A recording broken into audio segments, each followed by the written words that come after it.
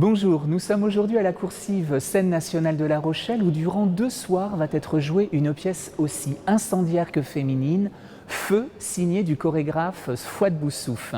Ça va être l'occasion pour moi de le rencontrer, de lui poser des questions sur sa carrière, sur son œuvre, mais aussi sur son actualité à venir.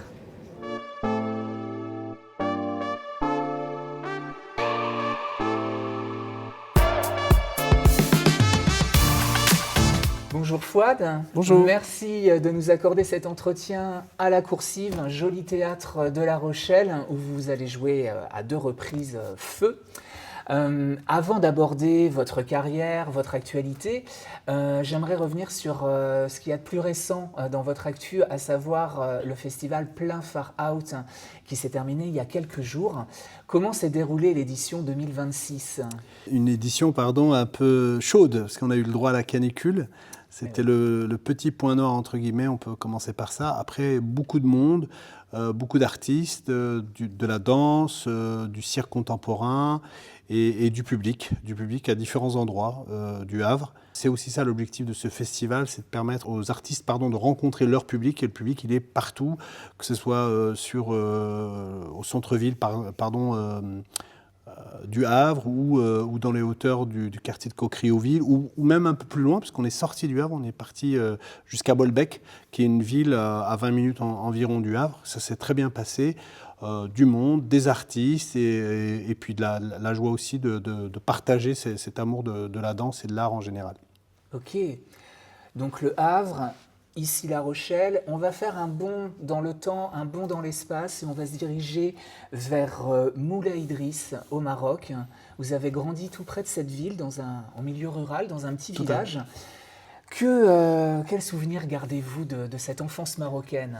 Alors je le dis jamais, mais l'endroit où j'ai grandi, il est tout collé à Volubilis, qui est une ancienne cité romaine. Donc j'ai grandi à côté d'une cité romaine, en fait, on peut le dire maintenant comme ça. Les souvenirs, ils sont toujours là, en fait, ils sont très très présents. C'est la famille d'abord, c'est beaucoup de monde autour de moi, les mamans, puisque les papas, moi le mien était déjà en France, beaucoup d'enfants aussi, et moi un sentiment de liberté incroyable. Vraiment que je n'arrive pas à retrouver, parce que c'est la liberté couplée à une grande forme d'innocence. Tout était permis. Et des jouets nature. C'était les arbres. D'accord. Des figuiers, des oliviers. C'était nos jouets, on va dire ça comme ça. Ok. Donc j'imagine qu'à 7 ans, lorsque vous arrivez en France, dans la région Grand Est, les figuiers, pas trop, hein. Non. C'était 2 salles, 2 ambiances. Comment vous... cette double culture, en fait, qui est intrinsèque en vous, a influencé votre rapport au mouvement, à l'espace ? Je crois que c'est d'abord quelque chose de très graphique, bizarrement. Parce que j'étais dans un petit village qui était assez vallonné, montagneux, avec des arbres, en tout cas avec de la végétation. Et en fait, je suis passé de quelque chose de très rond, de très vallonné, puis de très généreux aussi avec j'avais envie de dire la forme des gens, où ça débordait de bonheur. Et je suis arrivé à un endroit où c'était beaucoup plus plat. C'est-à-dire les plaines de Champagne-Ardenne, où on avait aussi des vignes, comme au Maroc, mais ce n'est pas les mêmes vignes. Au Maroc, c'est des vignes qui s'enlacent, qui s'entremêlent, qui vont et qui viennent et qui font de l'ombre. On le retrouve d'ailleurs dans Nas, quand les corps s'entremêlent comme ça. On retrouve cette idée de vigne. Et quand je suis arrivé en Champagne-Ardenne, les vignes, elles sont un peu plus plates, parce que c'est pour le champagne. Et je suis arrivé dans des barres d'immeubles qui, elles, sont très graphiques, parce qu'il n'y a pas de rondeur, il n'y a pas de rond, il n'y a pas de cercle, et ça ne déborde pas beaucoup. En effet, c'était un choc. Ça a été un choc. Vous l'avez bien vécu Quand on est enfant, on vit très bien les choses. Je crois qu'il y avait quelque chose de la part vraiment très innocent, et puis aussi quelque chose de l'ordre du vertige. Il y a quelque chose de l'ordre du vertige, parce que au Maroc, on vit terre à terre, au sens propre comme au sens figuré. Et même si c'est très mystique quand même, je viens dans une région qui est très mystique, je suis arrivé dans un endroit où, 5e étage d'un immeuble, il y avait du vertige, parce qu'on était en hauteur, et moi qui n'ai jamais quitté le plancher des vaches, je me suis dit, mais où est-ce que je suis ? Et j'avais vraiment peur de regarder par la fenêtre. J'avais vraiment ce vertige-là. Et ça a été un choc. En fait, sur place, ça n'a pas été un choc. Enfin, en tout cas, je l'ai caché, je ne sais pas comment. C'est 10, 15, 20 ans après que les souvenirs sont remontés, où j'ai ouvert cette trappe aux souvenirs. Et là, oui, là, j'ai senti quelque chose d'abyssal, ouais, Vertigineux. Ouais, de fou, ouais. Les premiers chocs esthétiques, les premiers vertiges esthétiques, artistiques, vous sortez souvent ces deux noms-là quand vous en parlez. C'est Michael Jackson et Prince, deux génies de la musique. Un des deux, génie de la danse également. Qu'est-ce qui vous ont apporté, enfin, qu'est-ce qui vous a tant ému? En fait, moi, mon petit endroit d'évasion, quand j'étais à la maison, c'était la télévision. Ce petit écran, en fait, moi, ça me permettait de m'évader, de rêver à autre chose, parce qu'entre le bâtiment tout en haut et tout en bas, il n'y avait pas grand-chose d'intéressant. Bien sûr, l'école, bien sûr, les livres, mais la télévision, c'était un endroit magique. Et un jour, journal de 13h, si je ne dis pas de bêtises, c'était un week-end, mon père on regarde les informations, il regarde les informations, et il sort une phrase improbable de la part de mon père, qui est quelqu'un de très sérieux, on va dire ça comme ça. Pour lui, la danse, la musique, c'est pas quelque chose d'important. Il me dit, mais Michael Jackson, c'est incroyable tout ce qu'il a vendu comme album, ou c'est incroyable tout ce qu'il... toute l'importance qu'il a, ce monsieur, voilà, quelque chose de ce type-là. Donc, et moi, je me suis dit, bah, tiens, mon père s'intéresse à Michael Jackson, ça doit être quelque chose quand même. Donc, nous, dans notre quartier, on s'échangeait des vidéos, enfin, en tout cas, surtout des cassettes vidéo. À l'époque, c'était le VHS, ça ne nous rajeunit pas, mais surtout des cassettes où on écoutait de la musique. Et moi, j'adorais tous les albums de Michael Jackson. Et j'ai commencé à danser vraiment comme beaucoup d'adolescents des années 90 avec Michael Jackson et Prince également. Mais ça s'arrêtait là en fait. C'était vraiment une passion d'adolescent. C'était juste passionnant en fait. Vous avez souligné que l'école était importante et effectivement, vous avez mené des études assez poussées en sciences sociales jusqu'au DESS, mais avec en parallèle une pratique assez assidue de la danse déjà. En danse contemporaine, en danse hip-hop. Je crois que vous avez travaillé avec Farid Berki, Pierre Doussin, vous avez beaucoup fréquenté Cité Véron.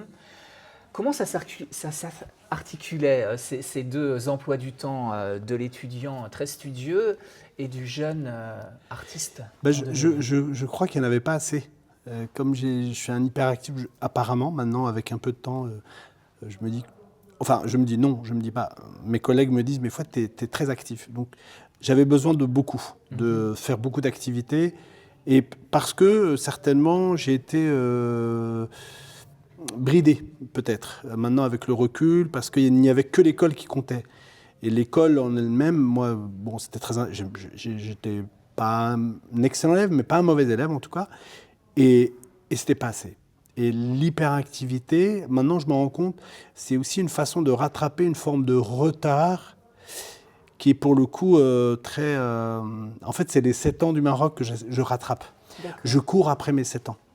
Et je cours après cette enfance que j'ai eue ailleurs, comme si c'était une autre vie. C'était un autre pays, une autre culture. Et moi, dans mon petit cerveau, je me dis, mais j'ai vécu un autre moment ailleurs. Et je courais après ce temps. Donc forcément, aller prendre des cours, aller donner des cours, aller à la fac, repartir. Enfin voilà, il y avait quelque chose une boulimie d'activité. Mais encore une fois, il n'y avait pas l'idée d'en faire un métier. Très clairement. C'était pas dans le logiciel en tout cas, c'était pas inscrit. Mais qu'est-ce qui vous intéressait tant dans la danse ? Plus que dans la pratique du foot, du basket C'était un intérêt, c'est assez bizarre, moi je le dis souvent que c'est une histoire d'équilibre, de créativité, d'être toujours dans une forme de... Mon cerveau est toujours en ébullition pour créer des nouvelles choses, et une dépense physique. Moi j'aime me dépenser physiquement. Ça liait les deux, la création, la réflexion et la dépense physique. Et après il s'est passé quelque chose aussi adolescent, je faisais du foot, du skate, de l'escalade, bref, beaucoup de choses. Et je me blessais souvent parce qu'on abusait un peu et puis parce qu'on n'était pas accompagné. C'était vraiment freestyle comme on dit. Et la danse c'était freestyle aussi. Les cours, j'en ai pris beaucoup plus tard. Enfin, j'ai fait 4-5 ans, 6 ans d'autodidacte, donc des blessures à répétition, etc. Et dès que j'ai fait de la danse, de manière plus intense, en fait, j'ai rééquilibré mon corps. Ouais. Les blessures ont disparu, d'autres blessures sont apparues, mais elles étaient contrôlées, identifiées. Et en fait, ça m'a permis de me réaxer, de trouver une forme d'équilibre, bien sûr physiquement, mais intellectuellement, je me sentais bien. Donc, en fait, j'ai trouvé une voie qui me permettait d'être dans un axe où, de toute façon, arrivé en France, moi, c'était freestyle. Il n'y avait que l'école qui comptait, et le reste, ça va. Je pouvais à peu près imaginer ce que je voulais. Ok. Il y a eu une période à la fin de vos études, lorsque vous avez obtenu votre diplôme, où vous êtes parti dans une sorte de road trip, en tous les cas assez longtemps en Australie, me semble-t-il, avec toujours en arrière-fond la pratique de la danse. Est-ce que justement, ce n'était pas un moyen de fuir cette suractivité ou un moyen de se recentrer ? Plutôt de se recentrer, et puis plutôt une idée aussi de faire un point sur sa vie, de se dire qu'est-ce que je vais bien pouvoir faire de ma vie. Le travailler, enseigner, moi j'adorais ça, mais c'était un peu trop contraint. Être dans un bureau, c'était la prison. Faire de la danse, c'était pas assez sérieux. Évidemment, dans ma culture, c'est pas sérieux, mais c'est surtout c'est pas rassurant. Le cadre n'est pas rassurant. Donc, encore une fois, moi, là d'où je viens et pour beaucoup d'autres jeunes issus d'immigration, c'est d'abord un vrai métier. C'est des études et un vrai métier, prof, avocat, ingénieur, etc. Mais la danse, c'est pas sérieux. Donc, déjà, trouver sa place dans sa société, trouver sa place dans sa famille, trouver sa place tout court, et essayer d'allier l'utile et l'agréable. C'était vraiment des réflexions autour de... Et l'art était là, présent, pour vraiment me... j'ai pas d'explication sur un plan rationnel, et c'était peut-être ça le plus rassurant. C'était ça le plus rassurant. L'irrationnel, quelque chose qu'on n'arrivait pas à capter, qui était de l'ordre de l'émotion et du sentiment, ça permettait de me nourrir intellectuellement et de me renforcer aussi au niveau de la confiance, tout simplement, par exemple. En tous les cas, ce voyage en Australie a mis un peu les choses au clair et à plat, puisqu'à votre retour, vers l'âge de 27 ans, je crois, vous avez créé votre compagnie, Masala. Donc là, voilà, c'était clair, définitif, c'est là que vous vouliez aller ? Franchement, j'ai fait un deuxième solo. Je faisais aussi beaucoup de photos à l'époque. J'avais besoin aussi de capter des images, de mémoriser ce que je voyais, ce que je ressentais. Et encore une fois, je me suis lancé à corps perdu dans quelque chose où il n'y avait... ni soutien, ni appui. Voilà, je voyais juste des gens au plateau et j'avais envie de faire pareil, voire mieux, etc. Il y avait quelque chose de cet ordre de presque de fuite en avant et d'essayer toujours de rattraper quelque chose en me disant j'ai quelque chose à dire, j'ai quelque chose à raconter qui est plus fort, plus puissant que moi en fait quelque part. Moi je suis juste presque un médium au sens... Voilà. Donc, Et pas accompagné, pas nécessairement compris, comme la famille justement, l'entourage. Quand vous leur avez dit c'est bon, moi je monte ma compagnie, je vais devenir chorégraphe. Alors on était loin du métier d'avocat, du métier... Non, non en fait, très franchement, ma mère, le jour où elle m'a pas trop vu et qu'elle voyait que je vivais ma vie, elle me voyait. Moi, je venais régulièrement, je retournais régulièrement en Champagne-Ardenne, j'étais en Île-de-France, et elle ne me voyait pas pendant quelques semaines, quelques mois, parce que je n'avais pas l'habitude de m'absenter autant. Mais disons, ton boulot a l'air de beaucoup te prendre du temps, parce qu'on ne te voit jamais, on te voit moins. J'ai dit, bah oui, c'est quand même prenant la danse, et puis voilà. Et j'ai toujours été très heureux, très épanoui dans ce domaine. Et c'est le jour où elle a vu un article de journal, en photo, etc., Elle s'est dit, ah ouais, quand même, ça a l'air d'être sérieux. Il n'y avait pas de contre-indication de la part de mes parents qui étaient verbalisées. C'était juste, bon, notre fils, il a toujours été comme ça, très actif, il faut le laisser faire. Et surtout, j'avais fait des études qui les rassuraient sur le fait que je pouvais, et même moi, me dire, demain, si ça ne marche pas, je pourrais faire autre chose éventuellement. Il y a un combat aussi personnel sur la capacité, sur est-ce qu'on est capable de le faire ou pas, c'est très personnel. Et aussi, moi j'avais pas tout, je peux vous raconter plein de trucs, mais pas tout, mais j'avais un petit grief envers l'éducation nationale. Parce que j'ai d'abord fait des études professionnelles en mécanique de précision, où je n'ai jamais demandé à faire ça, mais on m'a renvoyé et je n'ai pas du tout accepté en fait. Et j'étais en lycée professionnel. Et pour le coup, le destin a fait que, en lycée professionnel, j'ai été à Châlons-en-Champagne, où j'ai rencontré les gens du CNAC, du Centre national des arts du cirque. Et ça, plus de la danse contemporaine, je me suis dit, ça se trouve, c'était là où je devais. Et c'est là où j'ai lu un maximum de livres pendant cette période au lycée, parce que j'étais à l'internat avec des étudiants aussi, parce qu'il y avait aussi des études préparatoires post-bac. Et en fait, ça m'a ouvert l'esprit sur le monde.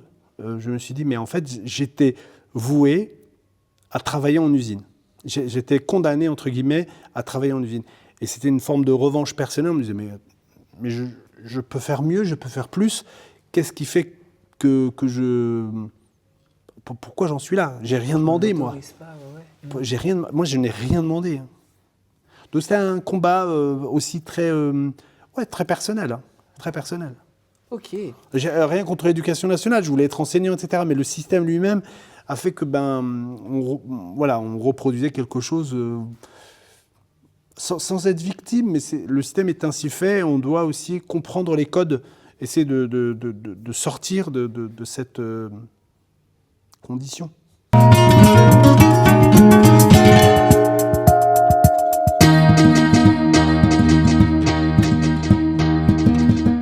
Les premiers succès donc arrivent, Déviation, Trans, beau succès. D'autres pièces sont créées dans la foulée avec plus ou moins de chance, de bonheur. Comment on deal avec ça, avec le up and down qui est vraiment propre aux artistes, les remises en doute, les moments d'élan et les moments de fragilité? Je crois que c'est le propre de notre métier, c'est un métier à risque, quelque part. Tout relatif. On ne sauve pas des vies, on ne risque pas notre peau.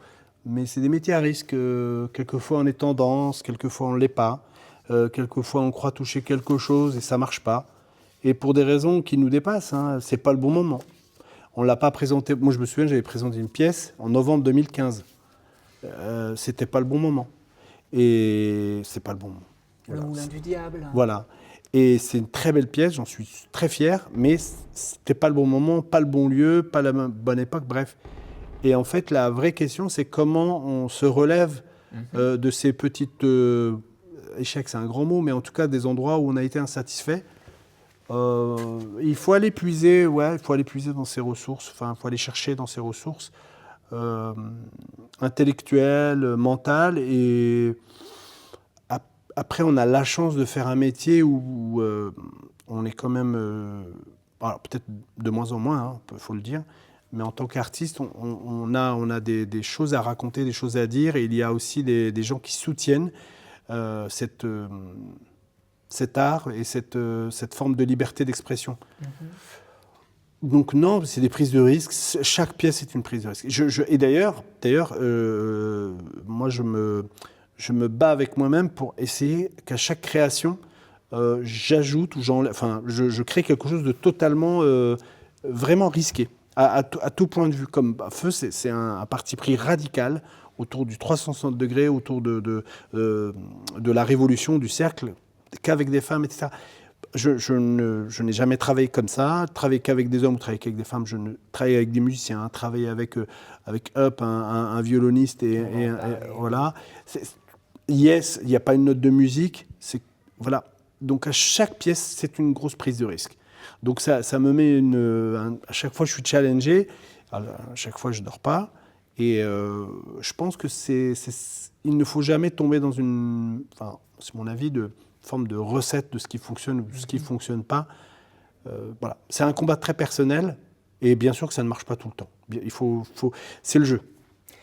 Alors, parfois ça marche et vraiment énormément, puisque la pièce NAS en 2018 va être votre hit. Elle tourne encore. J'ai vu la programmation 26-27, je vois qu'elle est encore en bonne place dans votre répertoire. Alors, est-ce qu'avec le recul maintenant, vous avez compris ce succès phénoménal ? C'est arrivé après une pièce qui n'a pas fonctionné. Bon, déjà, et j'étais vraiment dans une forme de contrainte énorme, financière, contrainte, solitude aussi. Et c'est là où je me suis dit, il ne faudrait pas que ça se reproduise tout le temps, mais il est vrai que la contrainte permet de... Il y a un dicton en Normandie, je ne sais pas si c'est les Normands qui l'ont, mais c'est grâce à la contrainte des berges que la Seine se jette dans l'océan. Bon, ça dit ce que ça veut dire, mais en gros, non, pas du tout, mais pas du tout. Si peut-être il y a quelque chose qui était peut-être prémonitoire, c'est le fait vraiment d'être, et c'est ce qui nous manque nous aux artistes, d'être totalement immergés dans un environnement de création pure. J'ai fait cette création au Maroc, quasiment. Donc on était en résidence là-bas, dans des conditions qui n'étaient pas optimales, on va dire ça comme ça, sur un plan technique.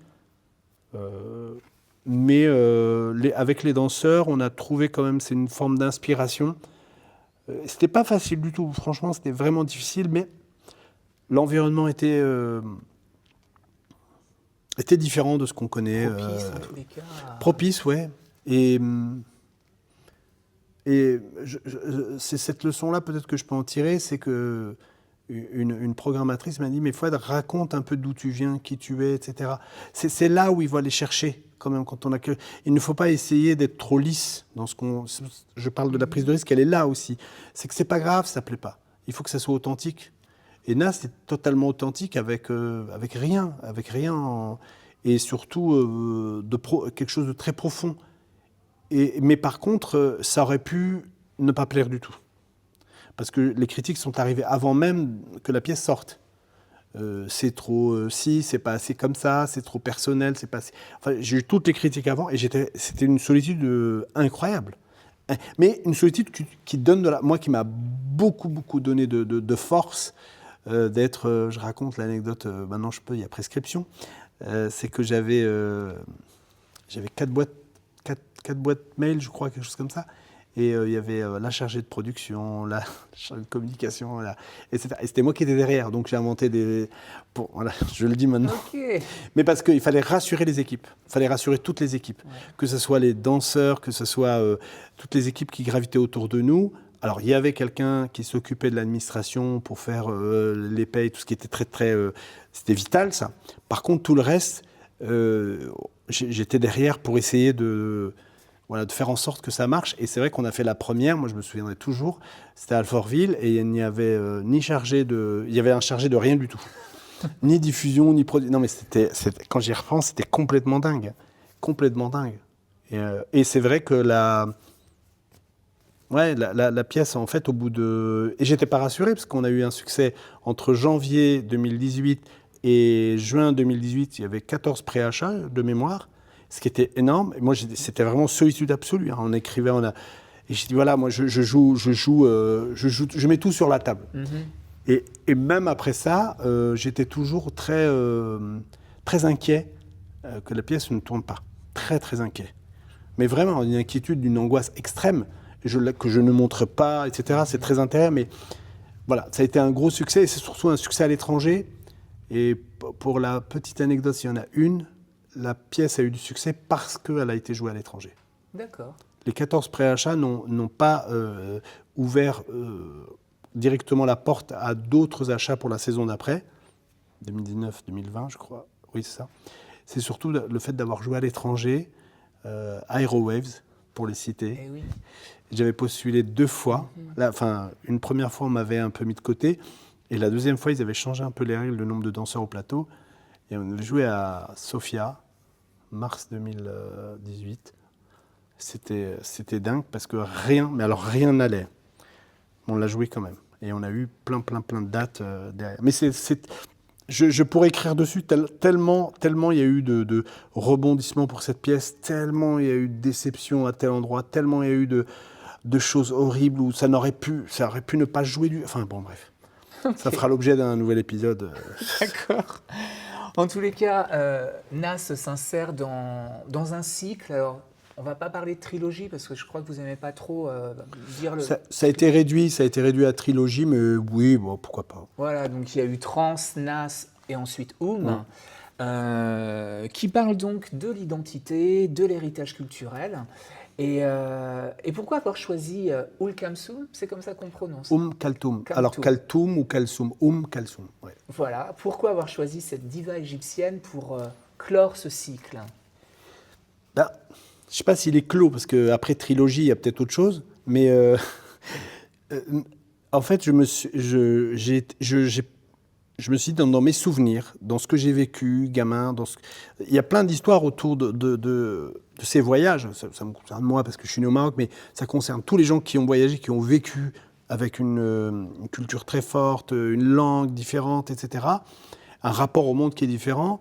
Et le fait d'être déraciné volontairement ou involontairement, de toute façon, ça soulève en nous autre chose que le simple déplacement géographique. Il y a autre chose de plus puissant qu'il faut aller chercher. Et c'est aussi ça le propre de la... Enfin, pas que le propre de la scène, mais de l'art de manière générale, de pouvoir raconter ce que l'on ne peut pas dire, ou en tout cas, le raconter verbalement, c'est une chose, le raconter comme ça, c'est une chose, mais l'écrire ou le mettre sur scène, il y a une autre dimension. Moi, c'est ça qui m'intéresse. Et Kaltum, c'est parce que j'ai grandi avec cette dame-là sans jamais savoir qui c'était. Et je vais en Égypte pour je ne sais plus quelle raison d'ailleurs, et je me rends compte que cette diva, Kaltum, justement, j'ai dit le mot, n'est pas une chanteuse uniquement. Alors, les superlatifs ne manquent pas, les superlatifs, c'est l'astre de l'Orient, la mer du Nil, la 4e pyramide d'Égypte, la mer, la dame, enfin. Donc j'ai découvert, voilà, je me suis dit, mais un jour, je ferai un spectacle dessus, autour de cette grande diva, mais je ne sais pas par quel bout, parce que c'est monumental. Et je me suis dit, prise de risque pour prise de risque, allez, on y va, on fonce. Et j'ai appelé 2 musiciens que j'avais vus autour de l'œuvre de Nora El Krief. J'ai plus le titre exact de sa pièce de théâtre, mais en tout cas, elle raconte son rapport à Kaltum, qu'elle écoutait quand elle était petite, en Tunisie. Sa grand-mère écoutait cette chanteuse. Et elle met ça en scène. Et j'ai trouvé que son histoire, elle est différente. Elle est juive tunisienne, elle est plus âgée que moi, d'une autre génération, sans lui manquer de respect. Et elle raconte ça avec quelque chose de très émouvant. Et je vais voir son spectacle, et je me dis, mais en fait, je rencontre ces musiciens que j'ai adorés. Je leur parle de mon projet. Eux n'avaient jamais joué de la musique pour des danseurs. Moi, j'avais jamais vraiment mis des musiciens en plateau, pas de manière, en live en tout cas. Et on s'est lancé dans l'aventure comme ça, sans filet en fait, sans filet. Et comment parler Kaltum sans la voir, parce que c'est ce qui est... Je ne peux pas la mettre au plateau, je ne peux pas mettre sa musique. C'était vraiment... C'est quelque chose... On ne touche pas Kaltum. On ne touche pas. On peut en parler, mais on ne la touche pas. On n'utilise pas sa musique pour danser. D'autant plus qu'elle ne danse pas. Elle est au centre, elle chante, et ça suffit. Il y avait ça, et puis il y a un hommage aussi. Là, pour le coup, c'était un hommage plutôt à mon père et au père. Parce qu'il n'y avait qu'elle qui pouvait les faire bouger. C'est-à-dire que toutes les autres chanteuses, c'était pas sérieux, les autres chanteuses. C'était pas sérieux. Elle se trémoussait trop et elle savait pas chanter. Et je me souviens de cette phrase de mon père, il me dit, mais Kaltum, elle chante l'amour. Il me dit, mais tu peux pas comprendre, parce que c'est pas comme les chanteuses, c'est autre chose. Et moi, je me suis dit, mais qu'est-ce qu'il raconte le père? Et il écoutait que ça. On voyage à longueur de journée. Je me suis dit, c'est pas possible. Il y a quelque chose. Donc, j'ai traduit. Je me suis intéressé au texte, à ce que ça racontait, et ce que ça évoquait aussi comme aussi nostalgie des années 20, 30, jusqu'à sa mort en 76. Et moi, c'est ça qui m'intéressait chez cette femme, c'est son pouvoir. Le pouvoir qu'elle avait sur des millions et des millions d'hommes en particulier. Parce que tous les hommes étaient amoureux d'elle. Ah, c'est Umm Kulthum, on ne la touche pas, c'est une divinité. Je dis, mais qui est cette femme, dis donc? C'est parti vraiment d'un quelque chose de très... Ouais, c'est intriguant. Et c'est vrai, quand on s'y intéresse un peu plus, c'est une femme extraordinaire, à tout point de vue. Et les actuels fans, puisqu'il y en a encore de cet artiste, qui ont pu voir la pièce, l'ont apprécié? Ont apprécié votre hommage, si c'en est un?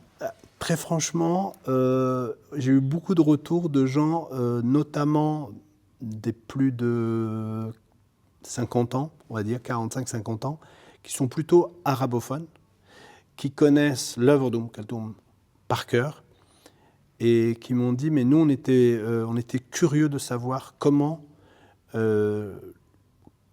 allez lui mettre, comment vous alliez traiter de ce sujet par la danse. Et on m'a dit, mais on était venu voir un spectacle de danse et on a vu un concert dansé. Vous lui rendez hommage par la danse, vous lui rendez hommage par la musique, vous lui rendez hommage par des musiciens et vous lui rendez hommage par la poésie. Et alors ça, c'est les connaisseurs de l'œuvre d'Umm Kulthum. Mais les autres, mais moi je suis content qu'ils aient découvert qui était Umm Kulthum. Parce que beaucoup se disent, ah bah c'est Fouad Boussouf, on le connaît, on a vu Nas, c'est génial, on va voir son deuxième spectacle qui s'appelle je ne sais pas c'est quoi, etc. Notamment les plus jeunes.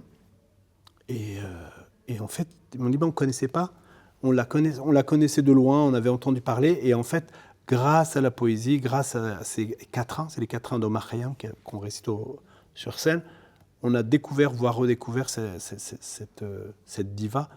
Et c'est plutôt très positif, tellement positif qu'on est en train de réfléchir. Alors, je donne les dates. 14-17 janvier, Théâtre du Rond-Point, déjà à Paris. Voilà. Et l'année prochaine, en 27, l'idée, c'est de faire un augmenté. C'est-à-dire d'aller encore plus loin pour se rapprocher d'elle avec plus de musiciens, plus de danseurs. Donc c'est une pièce qui a une vie, oui déjà qui a été jouée plusieurs fois, mais voilà, un certain nombre de fois, et qui va renaître autrement. Et on a besoin. Je pense aussi qu'on a besoin, mais ça c'est très personnel. Je pense qu'on a besoin de musique au plateau. Il y a quelque chose d'une. Moi j'ai goûté et je trouve ça très intéressant la musique live avec des danseurs. D'accord. Alors, on reste sur le thème de la féminité, on arrive à Feu. Alors là, 9 interprètes incendiaires, femmes puissantes. Parlez-nous de cette création qui est un peu le pendant de Nas. Il y avait 7 hommes au plateau, là, 9 femmes. On voit de la sororité, on voit peut-être des sorcières. En tous les cas, on voit cette volonté d'incarner des corps féminins très très puissants. Donc, en fait, Nas était presque pas un hasard, mais ça s'est fait avec des hommes, et j'étais très content de l'avoir fait. Et c'était pas facile, hein. Je fais un petit retour C'était pas facile, en tant qu'homme, d'avoir que des hommes au plateau, et en plus issus, entre guillemets, de la culture urbaine. C'était pas nécessairement évident, vraiment. C'était d'ailleurs une première critique que j'avais reçue. Mais Fouad, t'es un homme, tu viens de banlieue, tu fais du hip-hop, t'as que des garçons, est-ce que t'as pas l'impression de reproduire un modèle? Je lui dis, écoutez, venez voir la pièce, moi je ne suis pas là en train de revendiquer une quelconque forme de masculinisme ou je ne sais quoi, c'est pas l'idée, c'est vraiment de raconter la tribalité des corps, l'aspect tribal, et là c'est universel, on les voit de dos les hommes, c'est des hommes d'ailleurs, peu importe, c'est pas l'objet de mon travail. Le genre, c'est pas ma spécialité, je n'y connais rien entre guillemets au plateau. Et pendant que je créais Nas, on avait beaucoup de danseuses qui travaillaient sur d'autres projets, etc., qui me disaient, mais Fouad, nous aussi on sait le faire. Nous aussi on peut faire ce que font les hommes. Je dis, mais moi je n'ai aucun doute. Toi peut-être tu en as, mais moi je n'en ai pas. il fallait vraiment que ça vienne des tripes. Donc je fais Oum, et je me dis, attendons plus tard je crée d'autres pièces, des petites formes, etc., des commandes, etc. Et à un moment donné, je me suis dit, il y a une histoire d'équilibre ou de parité peut-être. J'ai fait un travail qu'avec des hommes. J'ai fait une pièce en hommage à mon père et à tous les pères pour Kaltoum. Je vais travailler autour d'une pièce pour ma mère. Et Feu est né de là. Et j'avais vu aussi une pièce d'Anne-Laure Liégeois autour du harem de Fatima Mernissi. Ça a été le déclencheur. D'accord. Parler de ces femmes qui sont dans des harems. Alors moi, c'est un point de vue totalement colonialiste, voire orientaliste. Moi, j'ai jamais connu ça au Maroc, etc. C'est juste que j'étais plongé dans mes souvenirs d'enfance et je me souviens bien, autour de ma mère, qu'est-ce qui se passait ? Il n'y avait que des femmes, en fait. Beaucoup de femmes. J'en ai parlé tout à l'heure sur cette féminité qui est autour des enfants. Et moi, j'avais la chance d'être au centre, en tant qu'enfant, d'être au centre d'un environnement très féminin. Les jeunes filles, les mamans, les tantes, tout le monde était au service des enfants. Et dans mon souvenir, c'était vraiment des femmes qui étaient dans une grande maison. Et des femmes, il y avait mes tantes, mes cousines, etc. On n'a pas le même modèle qu'ici. On a une famille toute seule. Voilà. Il y a toute la famille élargie. Et en fait, elles tournaient autour, dans la maison. Il y avait beaucoup de femmes autour qui tournaient autour d'un point lumineux qui était la cuisine, en fait. De la lumière de la cuisine et des flammes de la cuisine. Et c'est ce qui réchauffait la pièce. Pareil. Au sens où il y avait un peu de lumière et c'est surtout, on était autour de la nourriture. Et c'est important, la nourriture. Ça ne nourrit pas que les corps, ça nourrit aussi les âmes. On va dire ça comme ça. Et je me suis dit, j'ai travaillé avec Hugo Rondinonnet, qui est un artiste plasticien. Et on a fait un travail autour du feu, du cercle, du 360, pardon. Bref, tout ça, ça a été déclencheur. Je me suis dit, on a commencé à réfléchir autour de la scénographie, on a commencé à réfléchir autour de la contrainte du 360, de la contrainte aussi le 360, c'est-à-dire c'est pas des 360, enfin du 300, je m'exprime super mal, je suis fatigué. C'est-à-dire qu'en fait, dans toutes mes pièces, pour moi, on ne peut pas sortir du plateau. C'est pas possible. Pour moi, c'est un film, on ne sort pas de l'écran. On doit regarder le film jusqu'au bout. Et là, elles ne sortiront pas du cercle. Et là, elles ne peuvent pas sortir du cercle. Comme sur Nas, ils ne sortent pas du plateau. Comme sur Oum, ils ne sortent pas du plateau. Et la contrainte, elle était terrible. Parce que moi, j'ai jamais travaillé comme ça. Je travaillais qu'avec des femmes aussi. C'était aussi quelque chose de nouveau pour moi. Alors justement, on ne vous a pas fait ce reproche qui fait écho à celui de Nas.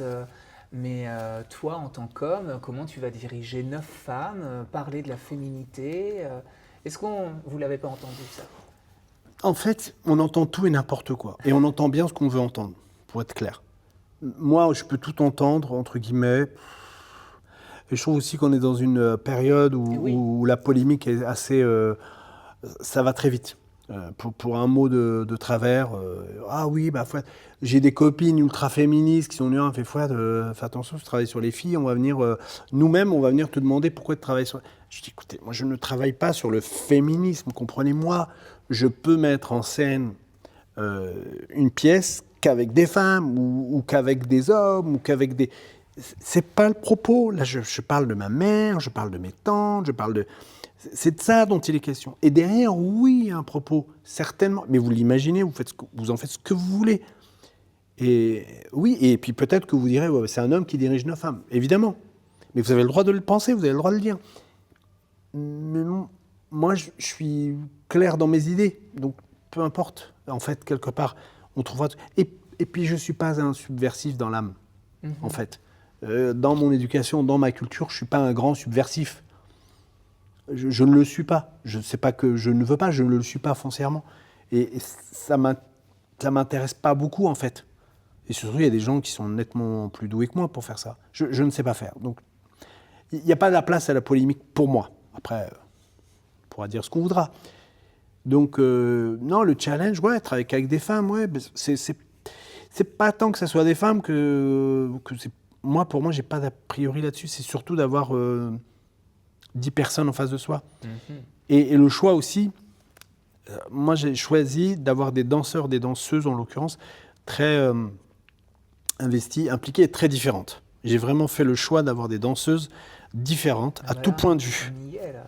Voilà. Investies, différentes. Voilà, à tout point de vue. Moi, leur parcours artistique m'intéresse. Leur background, comme on dit, leur danse, qu'elle soit hip-hop, contemporain, autre chose. D'ailleurs, elles viennent de pays différents. Vraiment, je ne l'ai pas fait exprès, mais on voyait très bien qu'elles portaient quelque chose d'autre.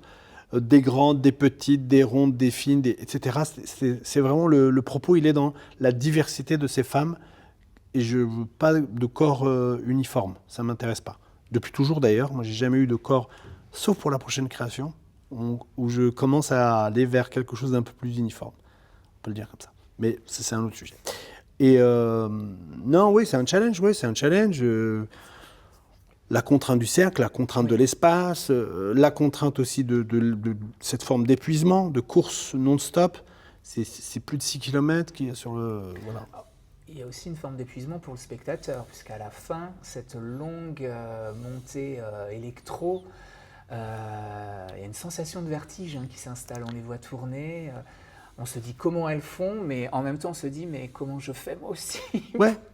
Ça c'est assez fort. C'est volontaire de vraiment aller pousser, quitte à peut-être aller dans une forme d'épuisement, de fatigue, voire d'agacement peut-être aussi, parce que la musique elle est forte, elle est puissante, elle est répétitive, donc ça peut pour certaines oreilles être un peu intrusif peut-être, ou en tout cas agaçant, j'avais pas trop d'autres. Là, il y a un nouveau défi, beaucoup plus récent, je crois que c'est votre dernière créa Up, où vous mettez en scène alors 2 disciplines diamétralement opposées, un footballeur freestyle et un joueur de violon électrique. Ouais. Classique d'abord, classique, et puis il a été amplifié. Ok, mais alors d'où est venue cette... franchement, c'est le CCN aussi, c'est un outil formidable. En fait, moi, on peut me mettre toutes les pièces devant mes yeux. Moi, j'ai envie de le faire, quoi. Je me dis, il y a un lieu, ça ne s'explique pas vraiment, en fait. Moi, pour tout dire, j'étais déjà sur la prochaine grande forme. Et Paul Molina, je l'avais déjà programmé dans le cadre du Plein Phare, du festival Plein Phare. Et le mec, il est super. Moi, je trouve que le fait de... J'aime mieux le foot, je regarde toutes les grandes compétitions. À chaque fois, je fais chez tous mes potes de la danse. Tu regardes le foot, mais c'est ringard. Je dis non, il y a la CAN qui est passée. Là, c'était au Maroc. Là, il y a la Coupe du Monde qui arrive. Il y a le match amical il n'y a pas longtemps. Bon, bref. Je garde cette passion aussi pour les sports collectifs et d'autres sports plus populaires, entre guillemets. Et le foot, arrive ce Paul Molina avec son solo que j'ai adoré. Et on m'avait demandé, Manifest, est-ce que tu ne peux pas lui faire un solo à celui-là ? Parce qu'il y a un truc à faire avec ce garçon. Il y a un truc très sensible. Ce monsieur, c'est Jérôme Monchal d'Equinox, pour ne pas le citer. Je lui dis, écoute Jérôme, moi je veux bien travailler avec lui, mais je lui donne une semaine avec moi. Parce que moi je suis très gentil, mais là, moi je veux pas de... Je veux toucher à quelque chose d'autre que la performance du ballon. Moi je trouve que c'est très beau. Et je trouve que le ballon est poétique et j'ai un truc avec le ballon aussi. J'aime bien le ballon, j'aime bien le côté rond qui roule, ce qui rebondit. Il y a quelque chose de percussif, il y a de la musique derrière, etc. Et on peut même jongler sans ballon, c'est de la danse. Il faut faire comprendre ça à Paul Molina. Donc on l'invite au phare, je travaille avec lui une semaine. Et là je me dis, il va falloir... Et c'est un challenge pour moi. Je me dis, comment lui faire comprendre qu'il danse sans son ballon ? Comment lui faire comprendre qu'il est très juste, pas forcément avec son ballon, et comment l'enlever, comment l'extirper de son ballon, qui est son doudou, quoi, presque. Il n'existe que par avec le ballon, pour plein de raisons qui sont très intéressantes. Il faudrait voir son solo aussi, où il raconte pourquoi il en est venu là. Parce que bref, il y a toute une histoire, je vous invite à la regarder, Paul Molina, et ça s'appelle Mouton Noir, le solo, je cherchais le mot. Et là, je me dis, en fait, le problème, c'est pas tant lui et son ballon, c'est qu'il y a un intermédiaire. Il y a quelque chose qui manque. Et ce quelque chose, c'est Gabriel Majou. Gabriel Majouk, qui avait travaillé avec moi, il avait composé une pièce pour les Ballets de Genève avec moi, et c'est un garçon voilà, plein de talent, adorable. Je l'appelle. Je dis, Gabriel, il faut que tu viennes. J'ai un projet fou à te proposer. Je ne sais pas où ça va mener. Je n'ai aucune garantie. Concrètement, je n'ai pas de coproducteur. Je n'ai pas de préachat. Je n'ai rien. Je me suis rappelé que les CCN, c'était les outils pour aussi créer et prendre des risques. Et les risques sont énormes, parce que financièrement, etc. Ce n'est pas facile en ce moment. Bref. Je me dis, on joue le jeu. Mon équipe, je dis, bon, là, on va essayer de trouver une prod, on va essayer de trouver de l'argent, etc. C'était un truc incroyable. Et là, je fais rencontrer les deux personnages. Et des sacrés loulous. Hein. Il y en a un, c'est un rond et l'autre, c'est un carré. Moi, maintenant, c'est les formes. Parce que Gabriel, il est tout feu, tout flamme, il peut rouler, il peut faire plein de trucs. Et l'autre, c'est Paul. Il est carré, bizarrement. Parce que tout est propre, tout doit être à sa place, etc. Il a une histoire. Bref, il veut que tout soit précis, tout soit écrit, etc. Il n'a pas de place. Alors que le foot freestyle, c'est quand même freestyle. Mais bon. Et là, on travaille pendant une semaine. J'appelle, je me dis, il faut qu'il fasse une résidence hors d'un environnement connu et rassurant. On fait une résidence au Maroc, à Tanger. Pendant une semaine, dans un lieu magnifique, etc. Les deux découvrent le Maroc. Les deux s'entendent super bien. On travaille dur, très dur. On mange bien. C'est tout bête, une autre culture, une autre ambiance, des odeurs. Tout ça, ça a participé à faire en sorte que le ballon rencontre le violon déjà par les humains qui sont derrière. Et aussi, sur un plan poétique, moi j'ai trouvé super que le ballon soit considéré comme une note de musique. Et que ce violon n'est pas un violon qui joue uniquement, c'est aussi un violon qui devient... C'est un personnage, en fait, ce violon. Et les deux protagonistes, que sont Paul et Gabriel, en fait, c'est pas juste... C'est eux-mêmes des instruments, quelque part. Et au fur et à mesure du travail, qui a mis 1 an, on a mis 1 an, travailler de manière en résidence, ça a donné lieu à un truc magique, mais vraiment magique. Moi-même, je me suis laissé emporter. Hein. C'est-à-dire que je n'avais pas d'idée très précise, hein, pour être honnête.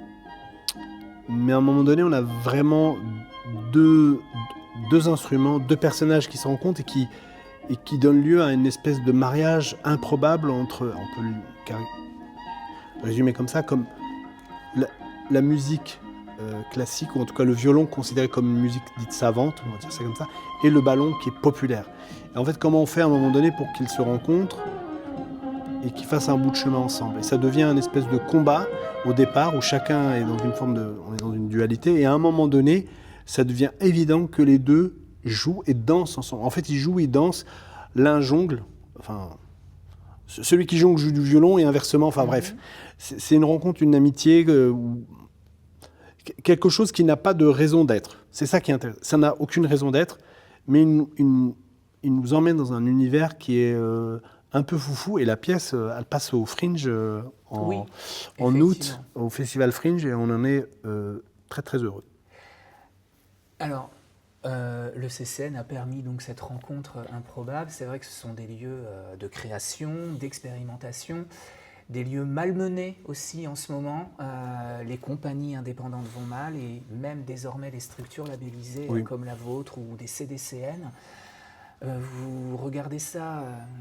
Comment ce grand virage qu'on est en train de prendre, assez inquiétant?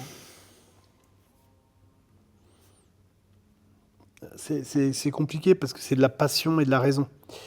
Je suis quelqu'un de très terre-à-terre. Mais je me dis qu'il faut un peu des deux. Il faut être rêveur. Il ne faut pas avoir peur du rêve. En tant qu'artiste, il faut rêver grand, il faut voir beaucoup. Et en même temps, il faut être en phase avec la réalité aussi. J'essaye, tant bien que mal, voilà, de gérer les deux. C'est pas évident. Très concrètement, la maison chez nous, au phare, ça se porte plutôt bien. Mais il y a une attention de tous les instants, pour tous les aspects financiers, humains, politiques.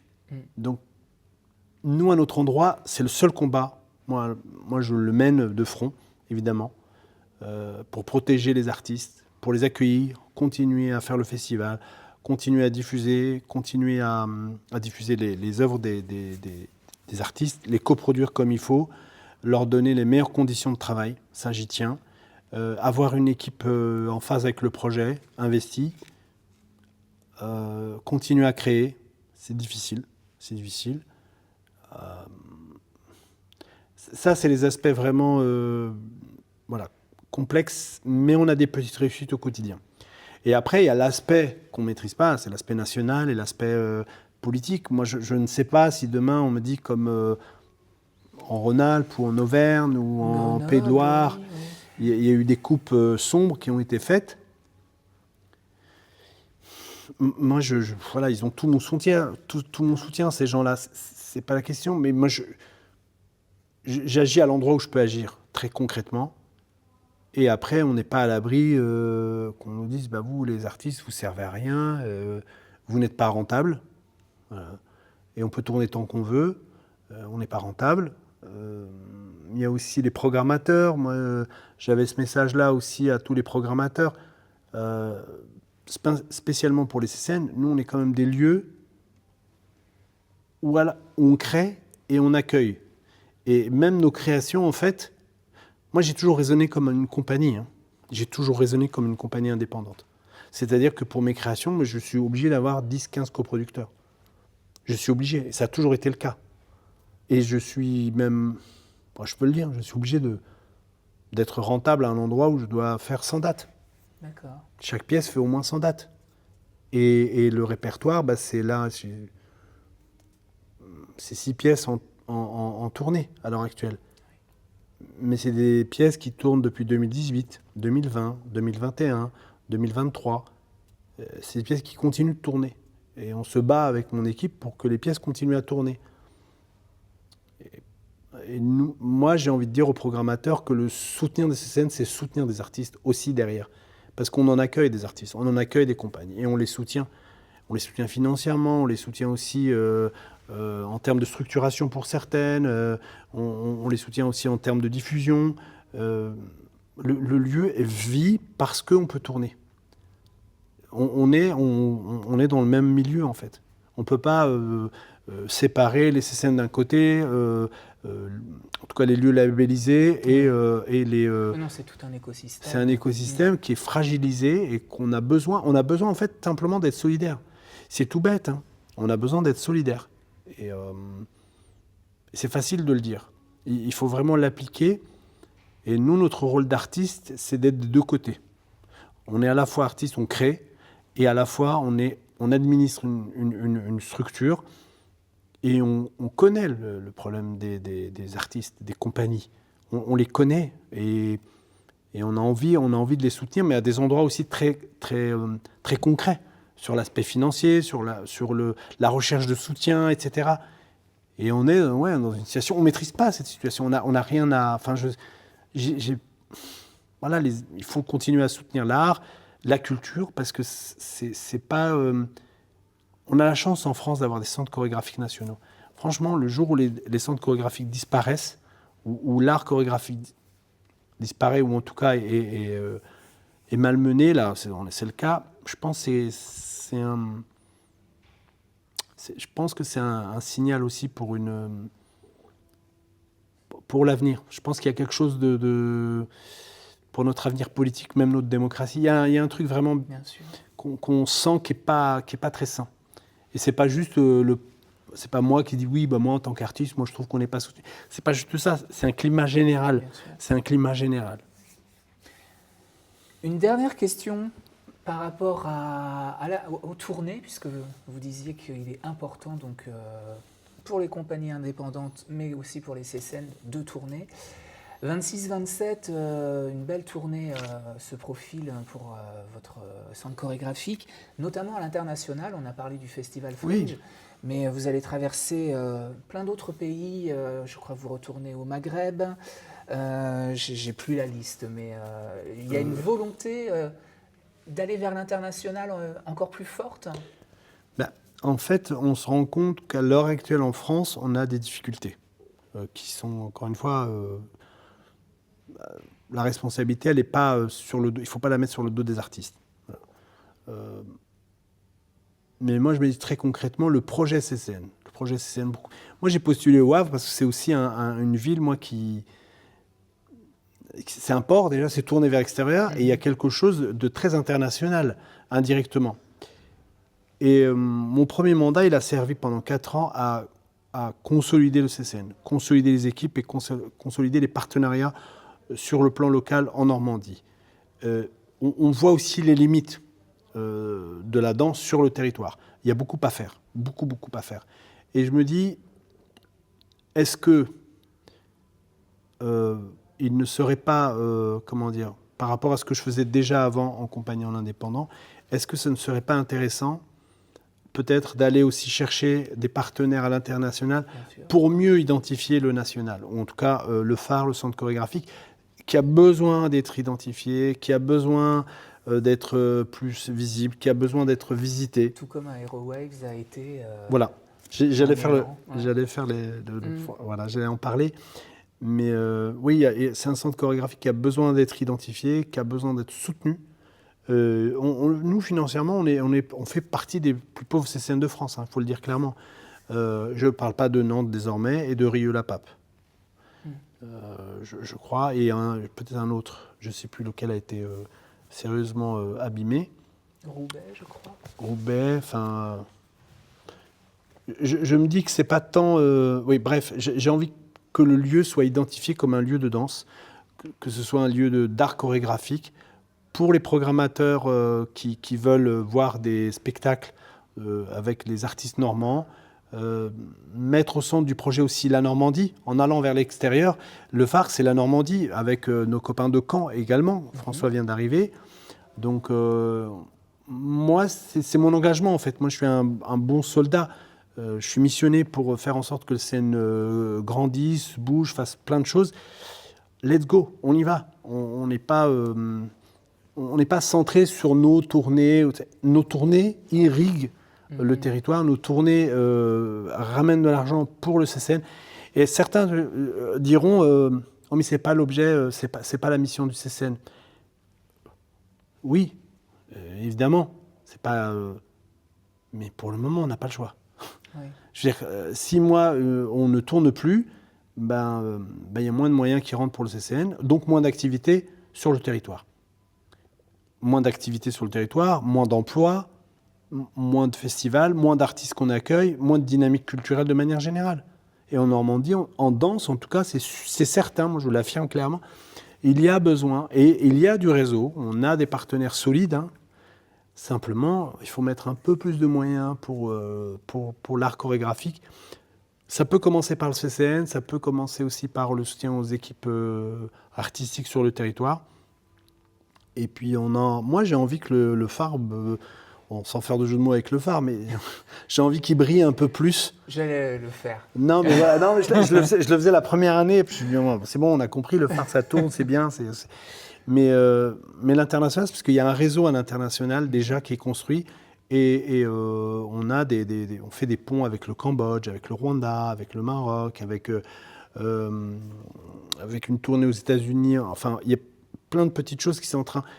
Malgré tout, quand je dis les États-Unis, sous réserve, voilà, quelques dates au Moyen-Orient, sous réserve, etc. Mais notre rôle d'artiste, c'est quand même de rêver, de continuer à rêver, de faire rêver, mais d'être solidement ancré par rapport à des aspects financiers et puis aussi à des aspects géopolitiques. En ce moment, voilà, c'est un peu compliqué.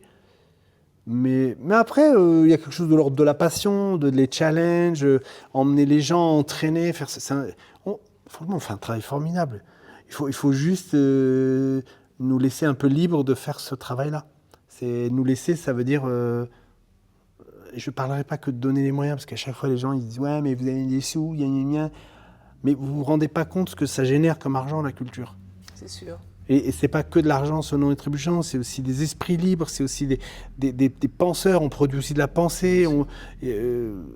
C'est quelque chose qui n'a pas de... Ça n'a pas vraiment de prix, en fait. Et c'est pas cher par rapport à ce que ça rapporte au fond. Oui, il y a des pièces qui ne tournent pas. Oui, il y a des pièces qui ne rencontrent pas leur public. Oui, il y a des expériences, entre guillemets... j'ai pas envie de dire ratées, parce qu'une expérience, ce n'est jamais raté.